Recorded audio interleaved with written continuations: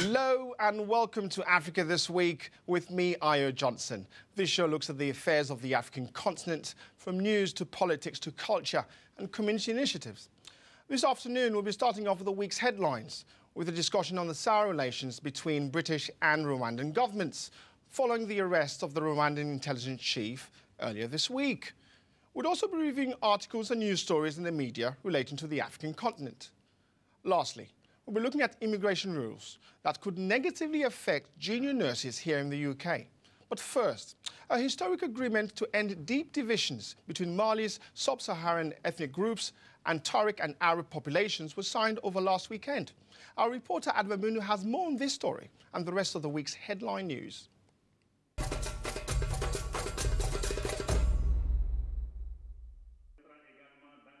Mali's Tuareg-led rebel alliance signed a landmark deal ending years of ethnic divisions and the introduction of elected regional assemblies. The Algiers Accord aims to bring stability to the country's vast northern desert, cradle of several Tuareg uprisings since the 1960s, and now a sanctuary for fighters linked to Al-Qaeda.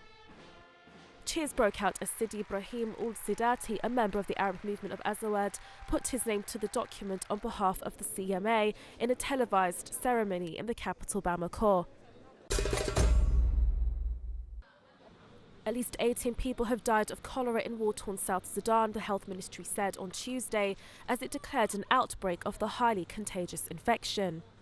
From the UNICEF side, we're estimating that approximately 5,000 children are at risk of dying from cholera, and we believe this is completely unacceptable in this day and age for a disease that is preventable and that is very much easily treatable.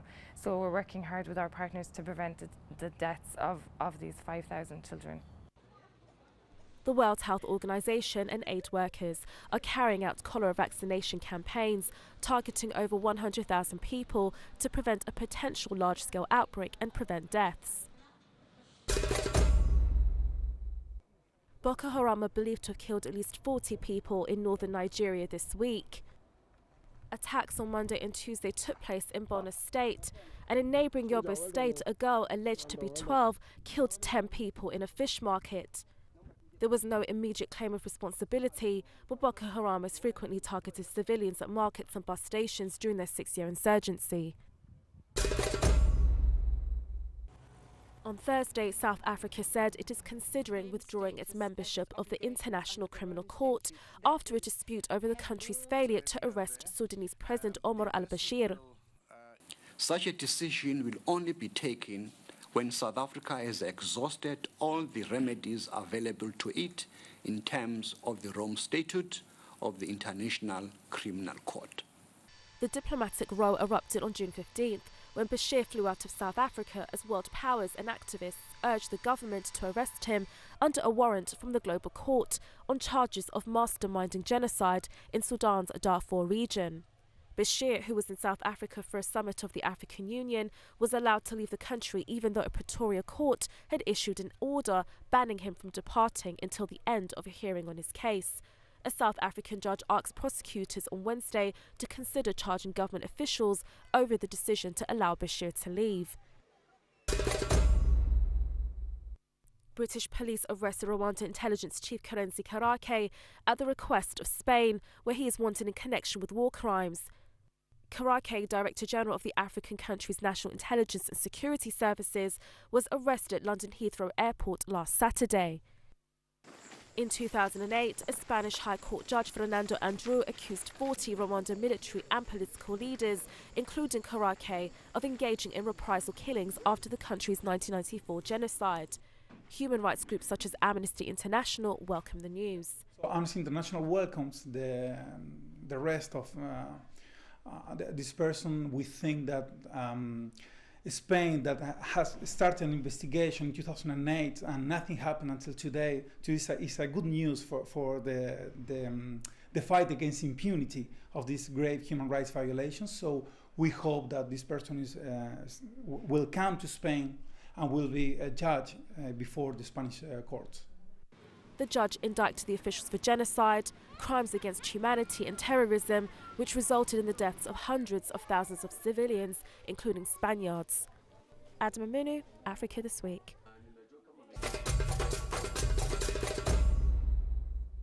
Joining me in the studio to discuss this story is Dr. Philip Clarke, who is a political scientist specializing in conflict issues in Africa, particularly on the question of peace, truth, justice and reconciliation. We also have Vincent Gasana, who is the broadcast journalist from Rwanda. Guys, thanks for coming in. Dr. Clarke, could you sort of tell me, the memory of the issues around Rwanda are quite pertinent today. What's the legacy and what has been the issues so far? I think in Rwanda today, it's fair to say that the genocide is a daily reality for all citizens. The vast majority of people in the country were either directly in the country in 1994 when these terrible events were taking place, or they know someone who was directly affected by it. And it's very important, I think, for all Rwandans that the memory of the genocide is not just in the minds of everyday Rwandans, but that the international community also doesn't forget what happened there, and that the international community needs to dedicate itself to ensuring that something like this doesn't happen anywhere else. So this is a very pertinent issue, that the memory of the genocide. Vincent, you were born in Rwanda. I mean, what do you think has been done thus far to bring some of those who caused a lot of harm back in 1994 to justice? You mean which side of the argument we're talking about? You Well, mean those who perpetrated genocide? Of course, naturally.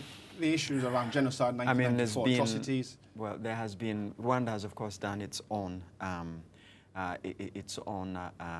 justice attempt to try and bring those who perpetrated genocide to try. I think Dr. Clarke has written and worked extensively on the Gacaca courts, so he'd be best to outline that.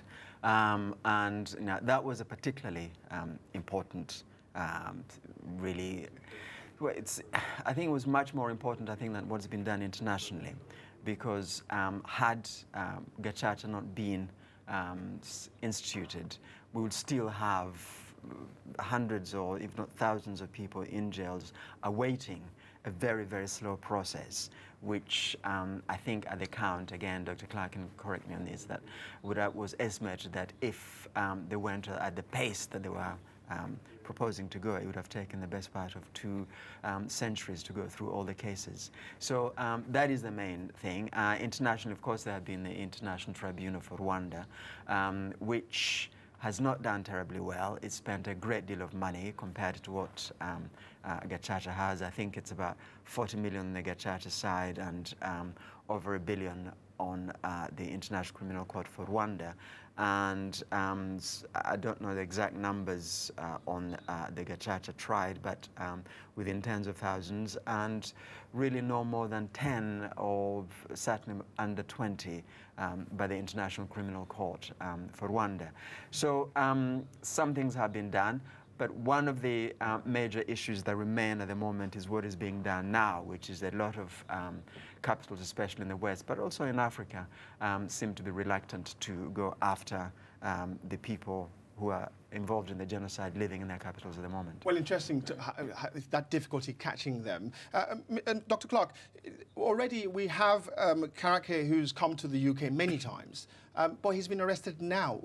Why has the UK taken this decision right now? What's forced this on them?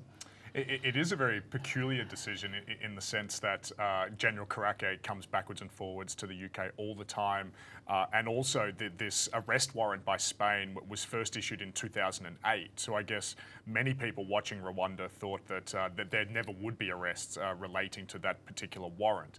The pressure for the UK to get involved seems to have come from Spain in the last couple of weeks. A new arrest warrant was issued. The UK felt that they had to respond to that. What's also happening in Spain is quite important here, which is that this particular case involving Rwandan suspects has been quashed at the Supreme Court level, and there's an appeal ongoing. And so there seems to be a race by the investigative judge in Madrid to get this case underway before the Supreme Court hands down its appeal judgment. So Spain seems to be the country that is really pushing the UK to act on this. Vincent, the Rwandan government, or at least the British one, has told us that relations between them and the Rwandans are perfectly fine, despite the fact that this arrest has taken place. Do you think there's something else not right there? Because how could the relationship be perfectly fine if we have someone who's high-ranking from Rwanda arrested in this fashion?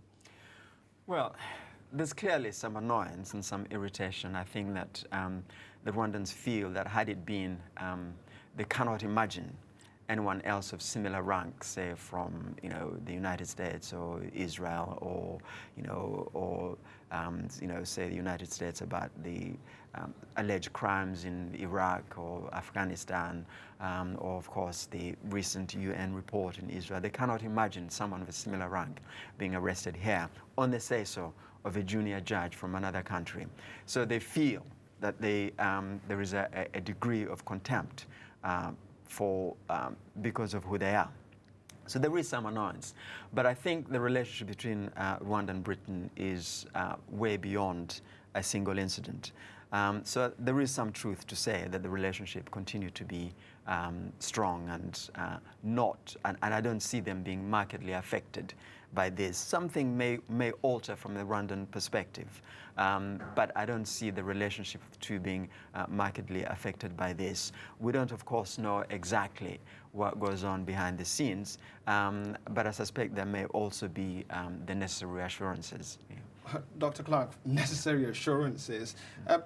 The Rwandan foreign minister says that the show of Western solidarity is demeaning to Africans and unacceptable. Is he right, or what's going on there? I think the concern in Rwanda is that this is a case of double standards, that even in Spain in the last year, we've seen very similar charges brought against Chinese officials, but when those officials visited Spain, there was no attempt to arrest them and to put them on trial. There was a similar case in Germany 5 or 6 years ago. Charges had been brought against Donald Rumsfeld for cases of torture, and yet there was also a refusal by Germany to arrest him and to put him on trial. And yet, when it's an African leader who travels to a country like the UK, then an arrest and a potential prosecution can be put in place very quickly. So I think that the real concern here is that there's one set of rules if you're a very powerful, let's say, member of the Security Council, and a completely different set of rules if you're perceived to come from a weak or strategically less important African state. Less important African state. Vincent, do you think that the saga is going to continue, and if so, in what form? What's going to happen to Karake in the future? What's likely to happen? Well, I mean, I don't know, obviously, what the court process is going to be. At the moment, he's on bail, and he's gone to the Rwandans have taken the decision that they're going to abide by the judicial process, much as they disagree with it, much as they find it infuriating, but they have decided they're going to abide by it.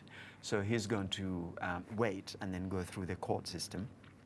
And then if it goes as they hope it will, he'll go back to Rwanda and take up his role as he has been. Well, a really interesting discussion there. But we'll be going on a short break. Don't go anywhere, as we'll be having our review on the news. See you shortly after this.